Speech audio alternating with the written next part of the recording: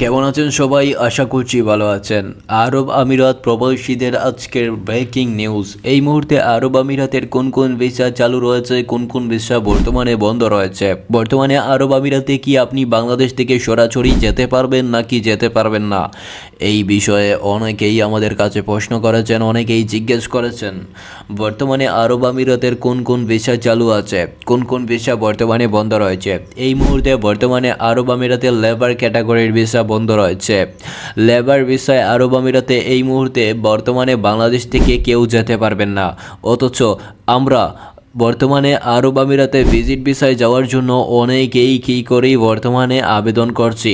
বর্তমানে আরব আমিরাতে সরাসরি বাংলাদেশ থেকে ভিজিট ভিসায় যাওয়া যাচ্ছে না, অর্থাৎ আপনি বাংলাদেশ থেকে নিজে নিজে ভিজিট ভিসার জন্য আবেদন করেও ভিজিট ভিসায় যেতে পারবেন না।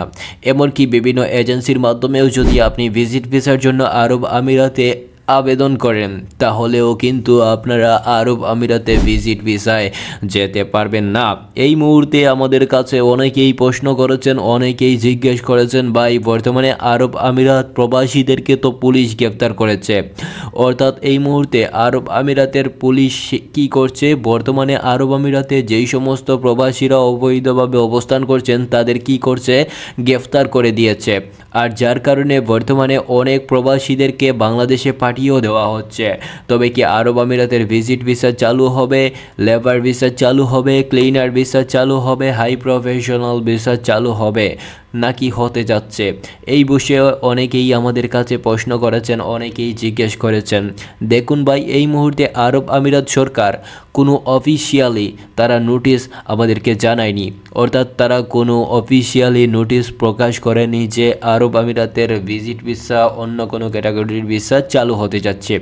তার মানে এই মুহূর্তে বর্তমানে আরব আমিরাত সরকার কোনো ধরনের ভিসা বর্তমানে বাংলাদেশিদের জন্য চালুও করেনি, চালু করার যে সিদ্ধান্ত সেটাও তারা উল্লেখ করেনি। অর্থাৎ এই মুহূর্তে বাংলাদেশিদের জন্য খুবই খারাপ একটা সংবাদ।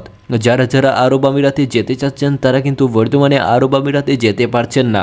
আর যারা যারা বর্তমানে আরব আমিরাতে অবস্থান করছেন অবৈধভাবে তারাও কিন্তু ঠিকমতো কাজ করতে পারছেন না, অর্থাৎ তারা বর্তমানে কাজে গেলেই কিন্তু আরব আমিরাত পুলিশ তাদেরকে গ্রেফতার করে দেশে পাঠিয়ে দিচ্ছে।